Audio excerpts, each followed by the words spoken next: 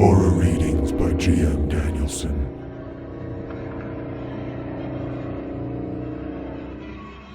To Build a Fire by Jack London.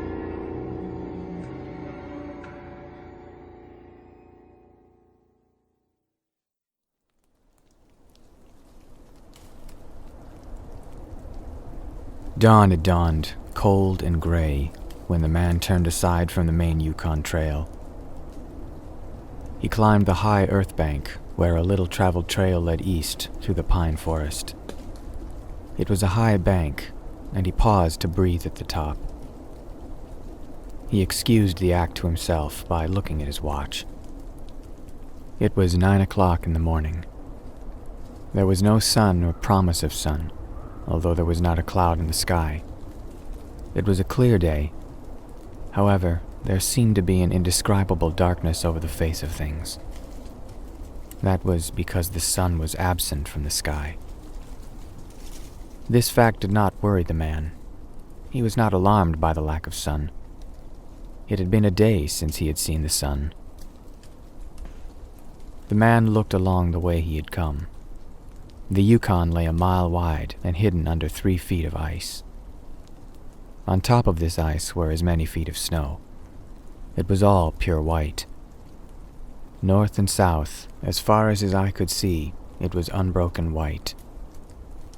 The one thing that relieved the whiteness was a thin, dark line that curved from the pine-covered island to the south. It curved into the north, where it disappeared behind another pine-covered island. This dark line was the trail, the main trail. It led south 500 miles to the Chilkoot Pass and saltwater. It led north 75 miles to Dawson, and still farther on to the north 1,000 miles to Nulato, and finally to St. Michael on Bering Sea, 1,000 miles and half 1,000 more. But all this, the distant trail, no sun in the sky, the great cold and the strangeness of it all, had no effect on the man. It was not because he was long familiar with it. He was a newcomer to the land, and this was his first winter. The trouble with him was that he was not able to imagine. He was quick and ready in the things of life, but only in the things, not in their meanings. 50 degrees below zero meant 80 degrees of frost. Such facts told him that it was cold and uncomfortable, and that was all. It did not lead him to consider his weaknesses as a creature affected by temperature, nor did he think about man's general weakness, able to live only within narrow limits of heat and cold. From there it did not lead him to thoughts of heaven and the meaning of man's life. 50 degrees below zero meant a bite of frost that hurt, and that must be guarded against by the use of mittens, ear coverings, warm moccasins, and thick socks. 50 degrees below zero was to him nothing more than 50 degrees below zero. That it should be more important than that was a thought that never entered his head. As he turned to go, he forced some water from his mouth as an experiment. There was a sudden noise that surprised him. He tried it again, and again in the air before they could fall to the snow. The drops of water became ice that broke with the noise. He knew that at 50 below zero, water from the mouth made a noise when it hit the snow. But this had done that in the air. Undoubtedly, it was colder than 50 below. But exactly how much colder, he did not know. But the temperature did not matter. He was headed from the old camp on Henderson Creek, where the boys were already. They had come across the mountain from the Indian Creek country. He had taken the long trail to look at the possibility of floating logs from the islands in the Yukon down the river when the ice melted. He would be in camp by 6 o'clock that evening. It would be a little after dark, but the boys would be there, and fire would be burning, and a hot supper would be ready.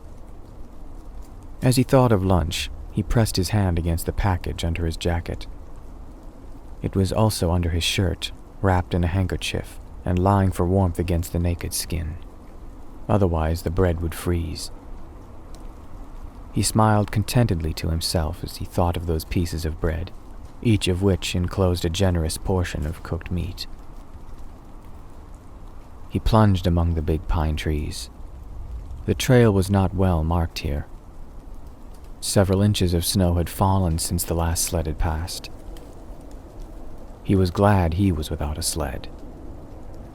Actually, he carried nothing but the lunch wrapped in the handkerchief. He was surprised, however, at the cold. It certainly was cold, he decided, as he rubbed his nose and face with his mittened hand. He had grown a growth of hair on his face, but that did not protect his nose or the upper part of his face from the frosty air. Following the man's heels was a big native dog. It was a wolf dog, gray-coated, and not noticeably different from its brother, the wild wolf. The animal was worried by the great cold. It knew that this was no time for traveling. Its own feeling was closer to the truth than the man's judgment.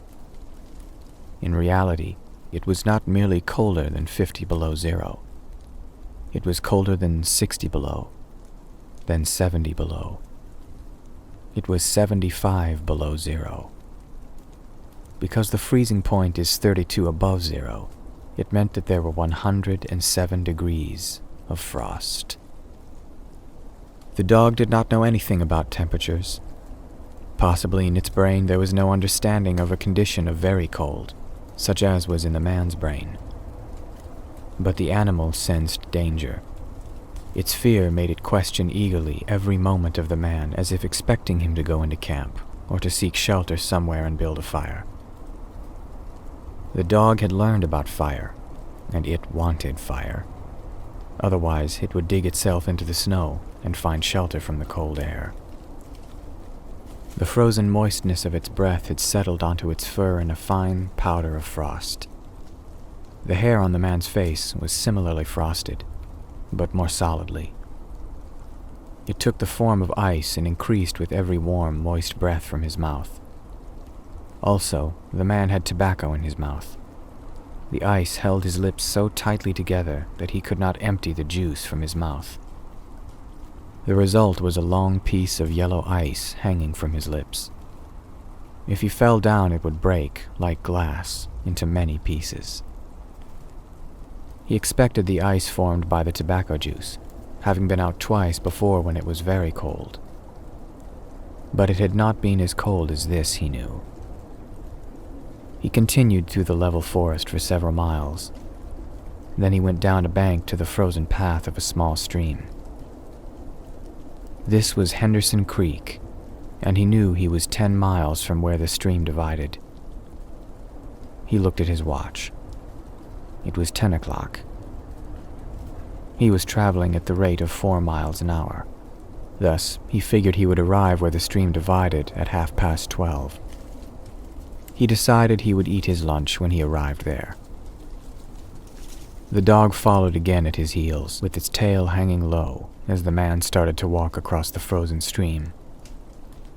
The old sled trail could be seen, but a dozen inches of snow covered the marks of the last sleds. In a month, no man had traveled up or down that silent creek. The man went steadily ahead. He was not much of a thinker. At that moment, he had nothing to think about except that he would eat lunch at the stream's divide, and that at 6 o'clock, he would be in camp with the boys. There was nobody to talk to, and had there been, speech would have not been possible because of the ice around his mouth. Once in a while, the thought repeated itself that it was very cold, and that he had never experienced such cold. As he walked along, he rubbed his face and nose with the back of his mittened hand. He did this without thinking, frequently changing hands. But, with all his rubbing, the instant he stopped, his face and nose became numb. His face would surely be frozen.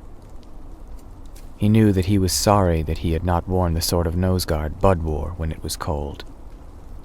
Such a guard passed across the nose and covered the entire face. But it did not matter much, he decided. What was a little frost? A bit painful, that was all. It was never serious.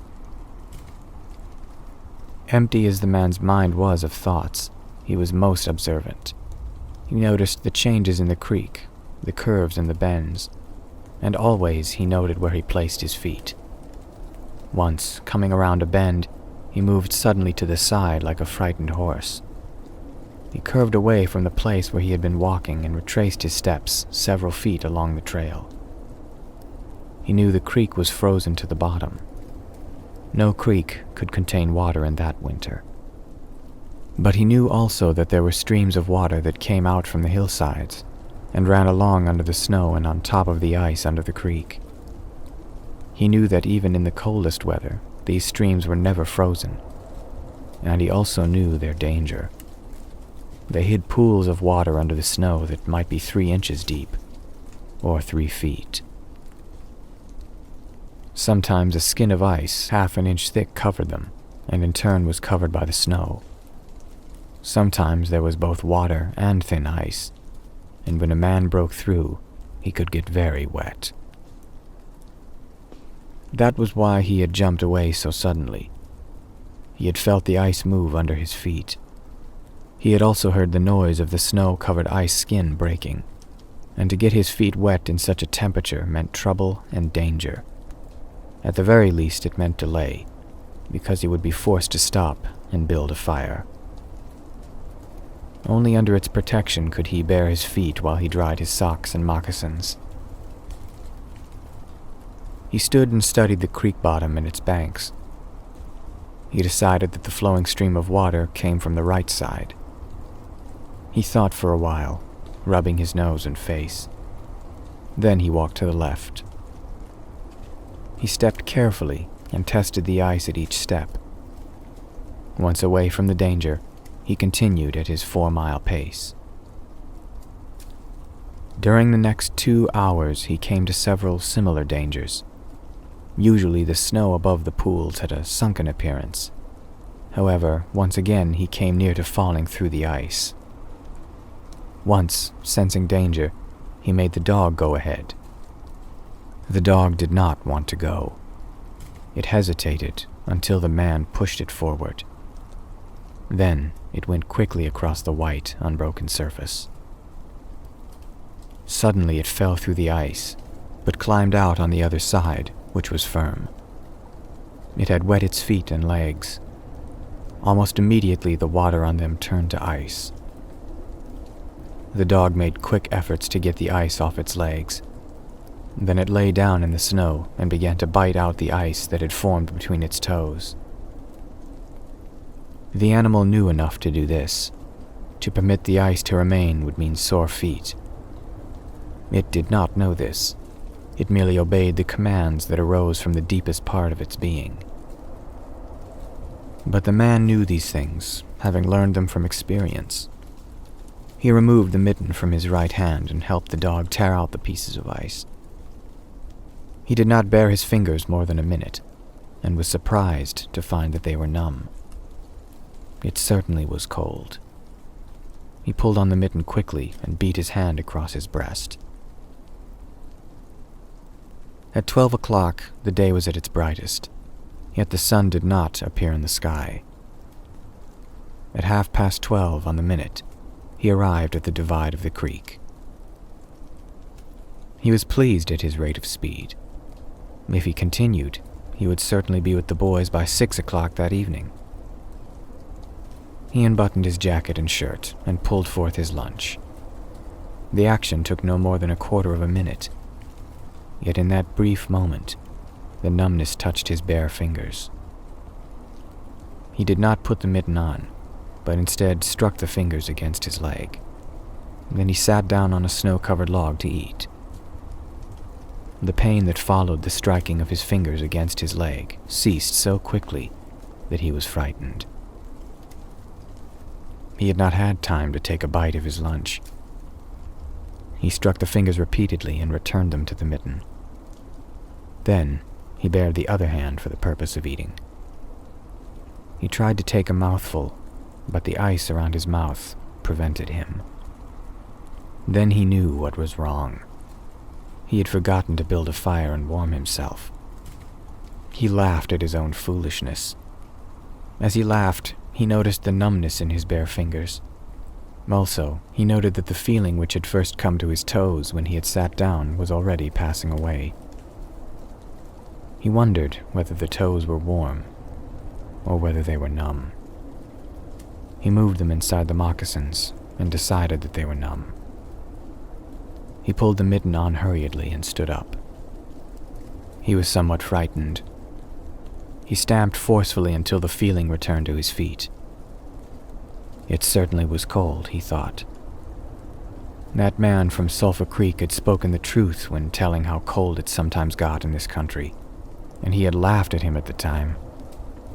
That showed one must not be too sure of things. There was no mistake about it. It was cold.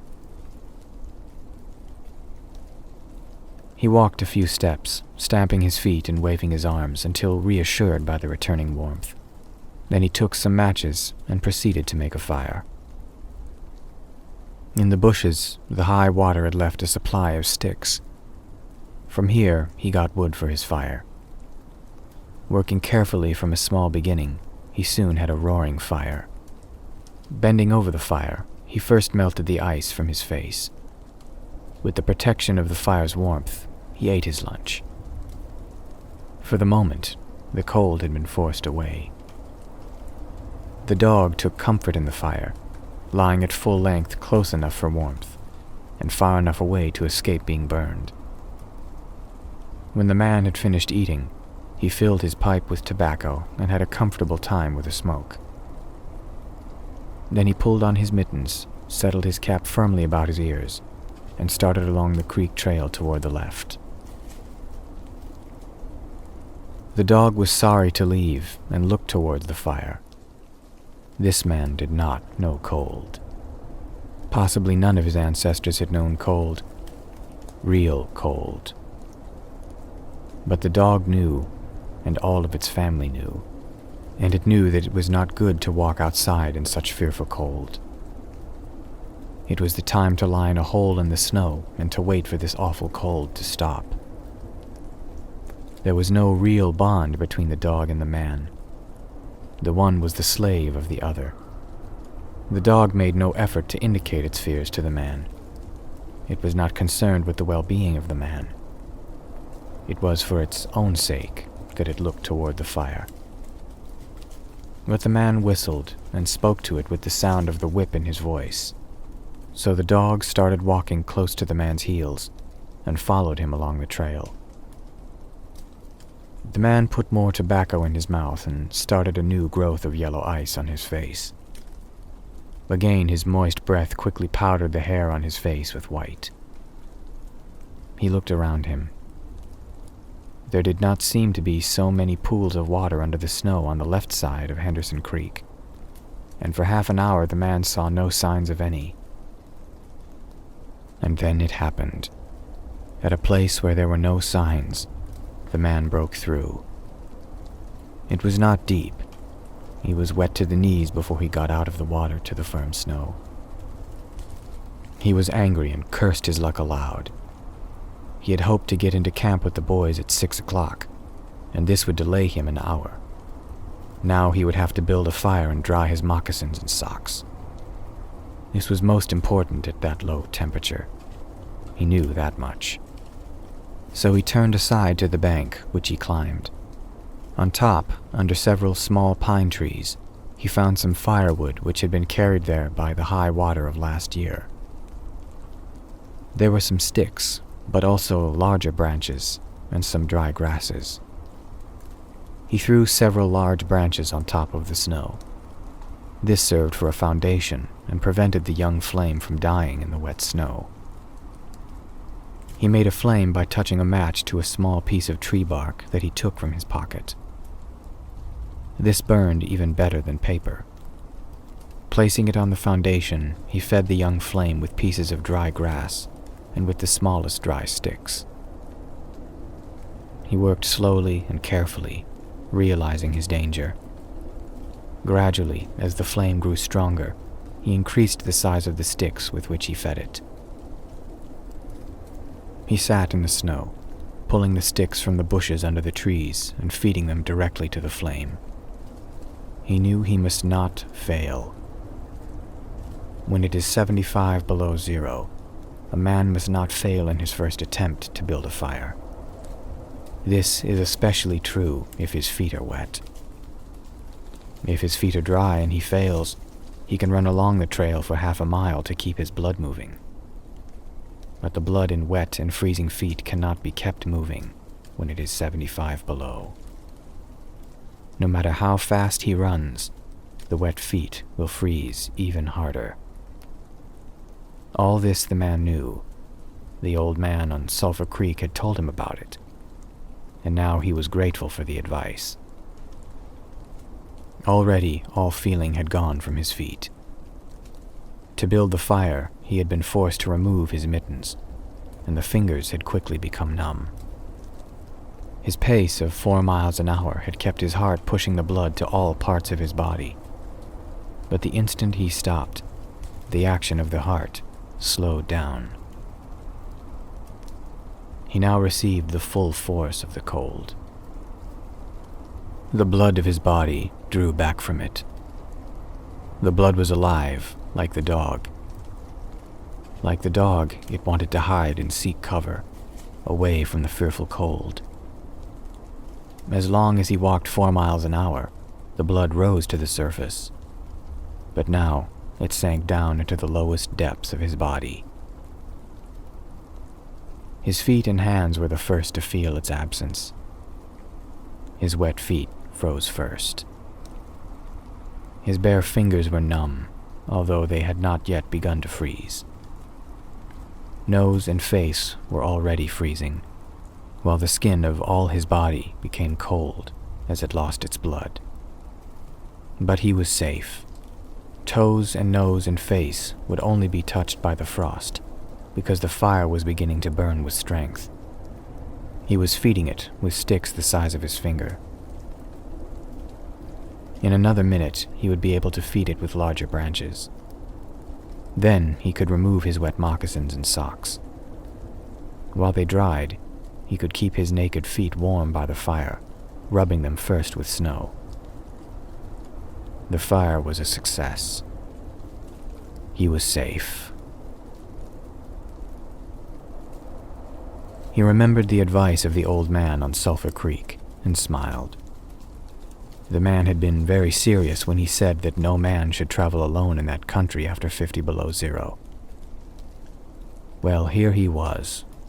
He had had the accident. He was alone. And he had saved himself.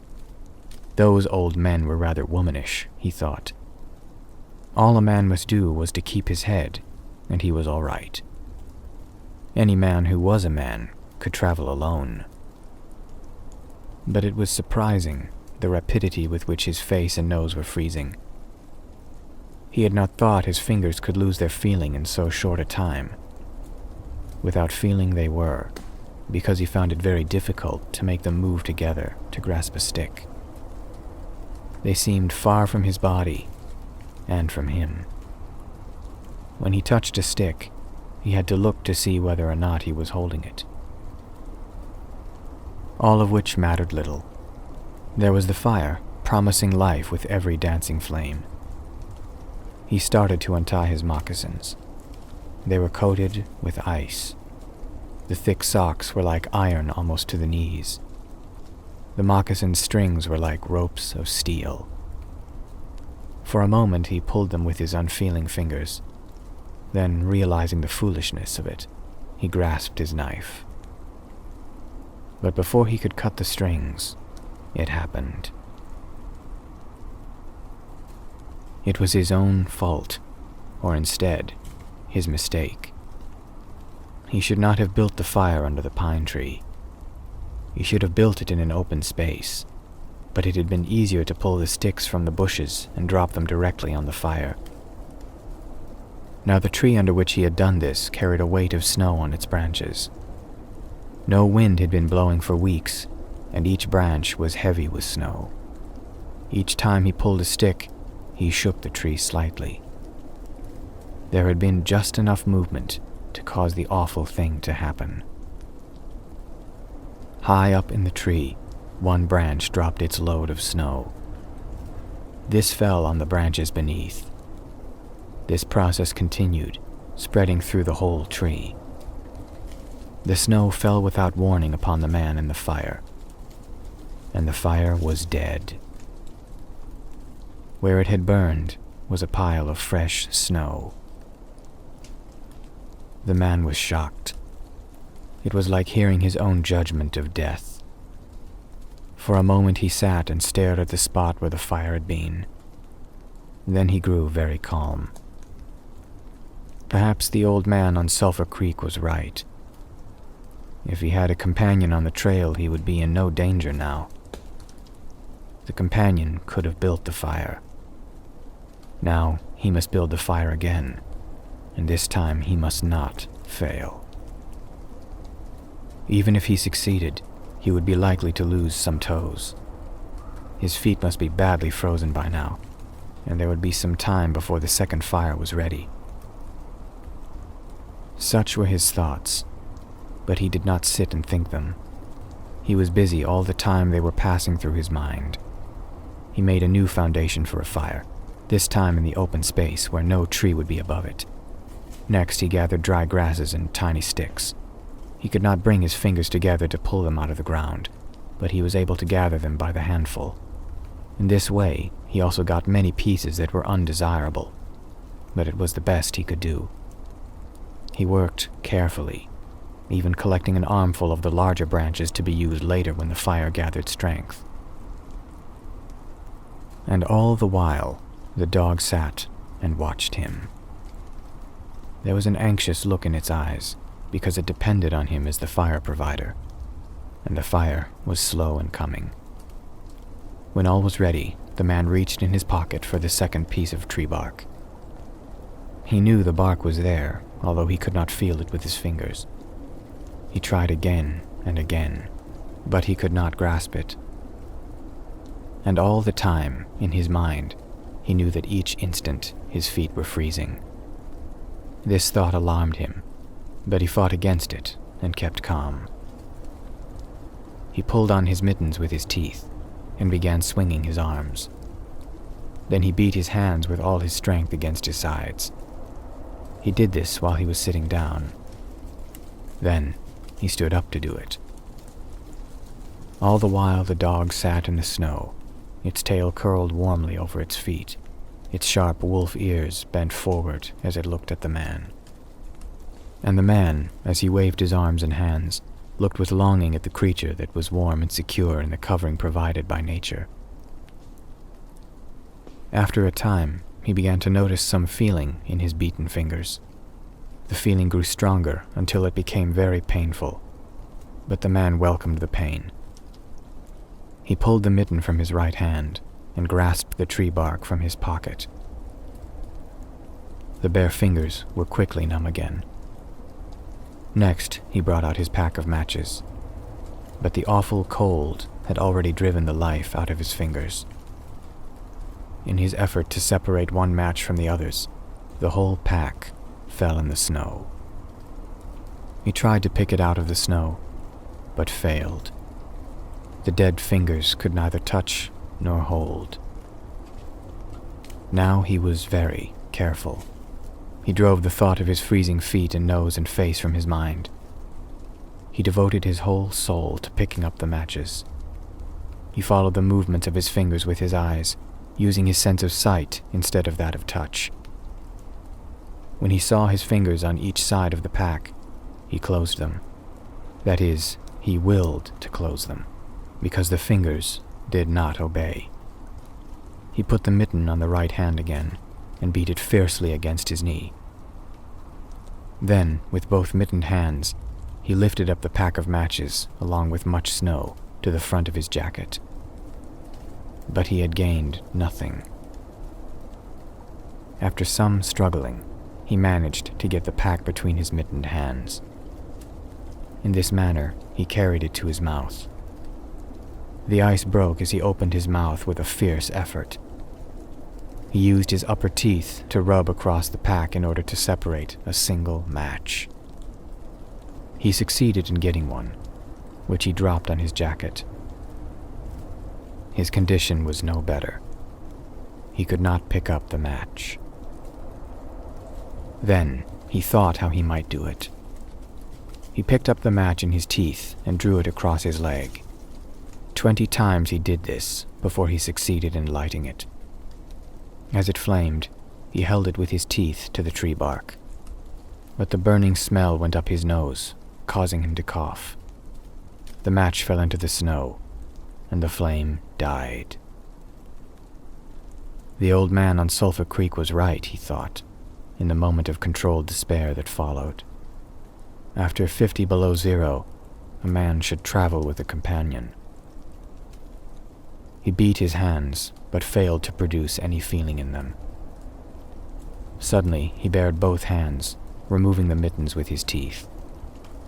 He caught the whole pack of matches between his hands. His arm muscles were not frozen, and he was able to press the hands tightly against the matches. Then he drew the whole pack along his leg. It burst into flame. 70 matches at once. There was no wind to blow them out. He kept his head to one side to escape the burning smell, and held the flaming pack to the tree bark.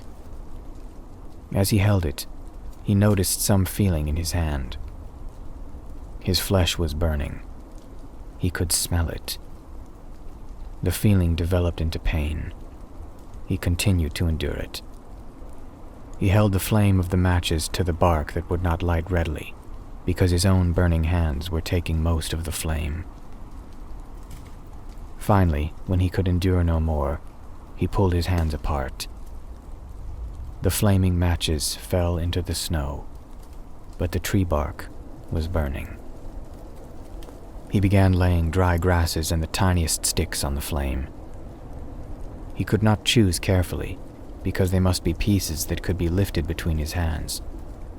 Such pieces of green grass stayed on the sticks, and he bit them off as well as he could with his teeth.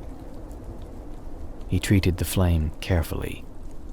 It meant life, and it must not cease. The blood had left the surface of his body, and now he began to shake from the cold. A large piece of wet plant fell on the little fire. He tried to push it out with his fingers. His shaking body made him push it too far, and he scattered the little fire over a wide space.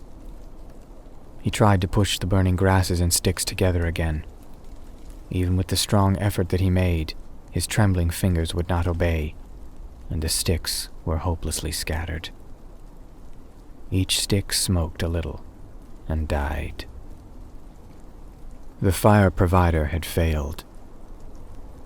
As he looked about him, his eyes noticed the dog sitting across the ruins of the fire from him. It was making uneasy movements, slightly lifting one foot and then the other. The sight of the dog put a wild idea into his head. He remembered the story of the man, caught in a storm, who killed an animal and sheltered himself inside the dead body, and thus was saved. He could kill the dog and bury his hands in the warm body until feeling returned to them. Then he could build another fire.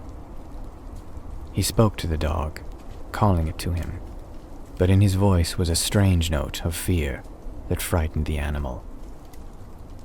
It had never known the man to speak to it in such a tone before.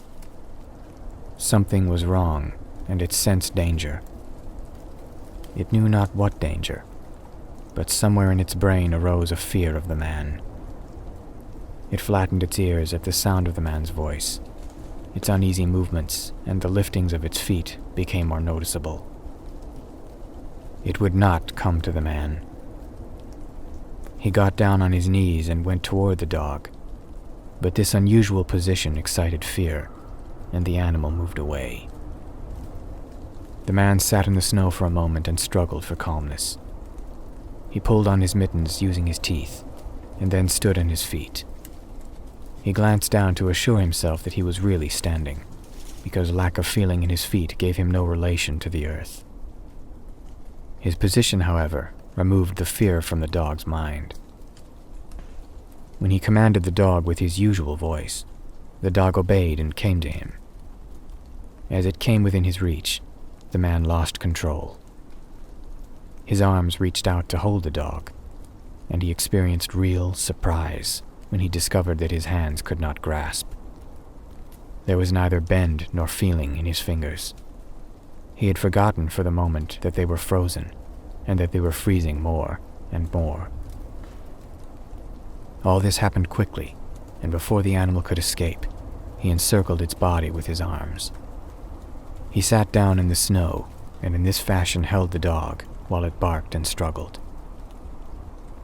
But it was all he could do. Hold its body encircled in his arms and sit there. He realized that he could not kill the dog. There was no way to do it. With his frozen hands, he could neither draw nor hold his knife, nor could he grasp the dog around the throat. He freed it, and it dashed wildly away, still barking.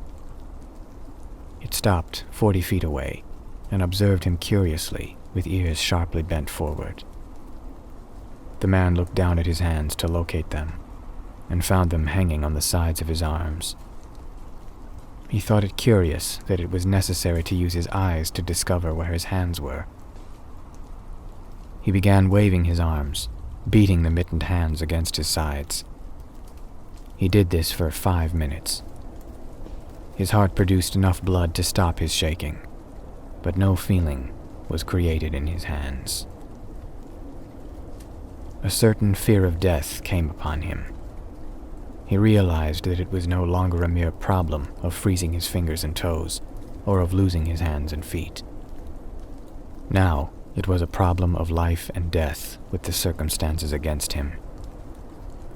The fear made him lose control of himself, and he turned and ran along the creek bed on the old trail.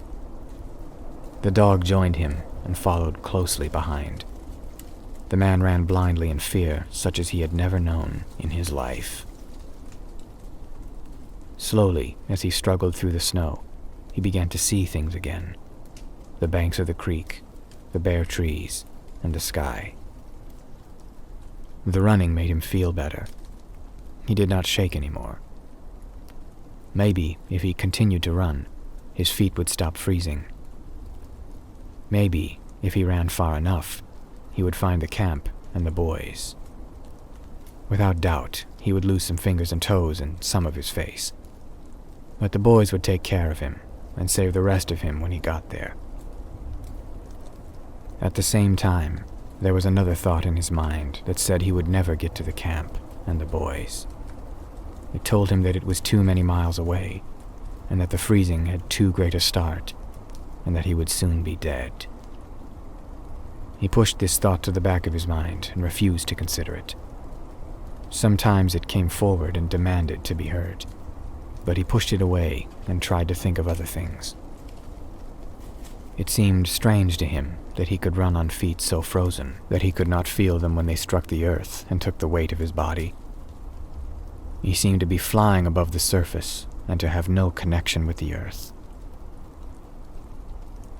His idea of running until he arrived at the camp and the boys presented one problem. He lacked the endurance.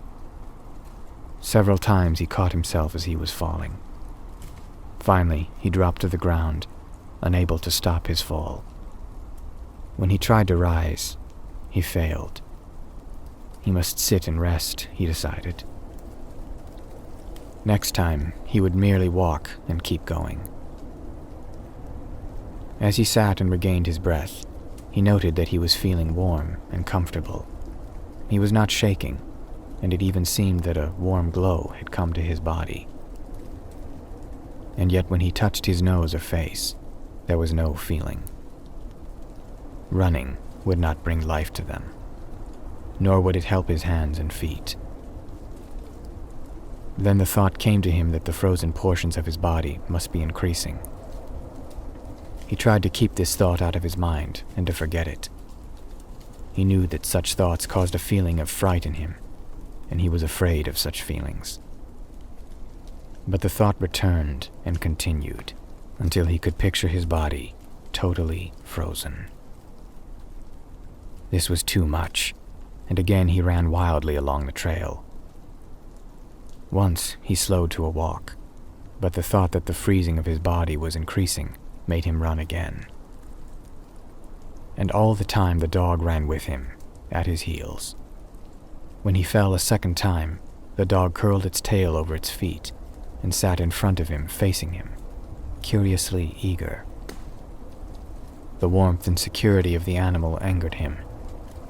He cursed it until it flattened its ears. This time the shaking of the cold began more quickly.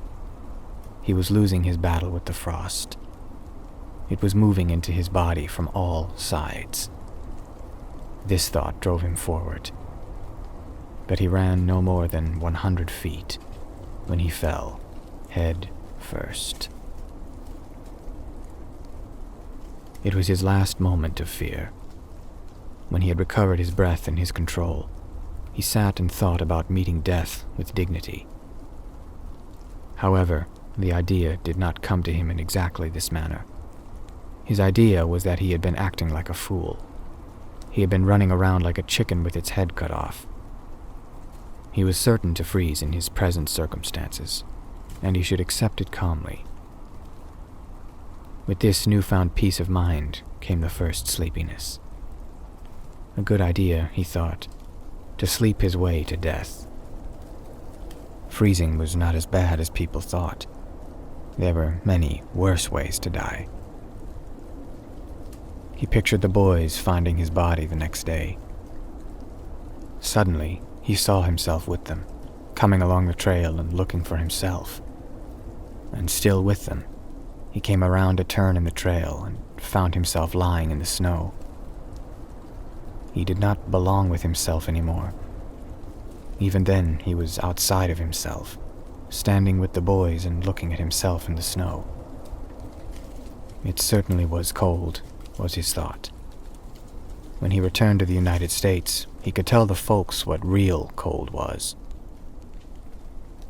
His mind went from this to the thought of the old man in Sulphur Creek. He could see him quite clearly, warm and comfortable, and smoking a pipe. "You were right, old fellow.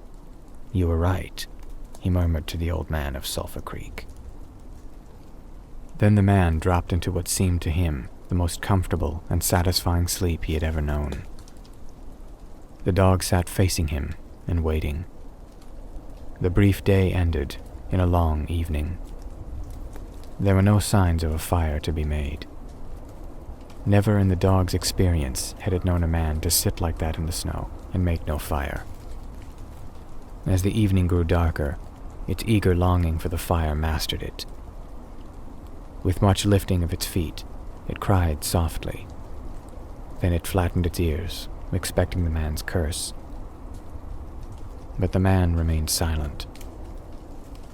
Later, the dog howled loudly, and still later, it moved close to the man and caught the smell of death.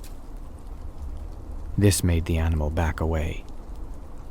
A little longer it delayed, howling under the stars that leaped and danced and shone brightly in the cold sky. Then it turned and ran along the trail toward the camp it knew, where there were the other food providers and fire providers.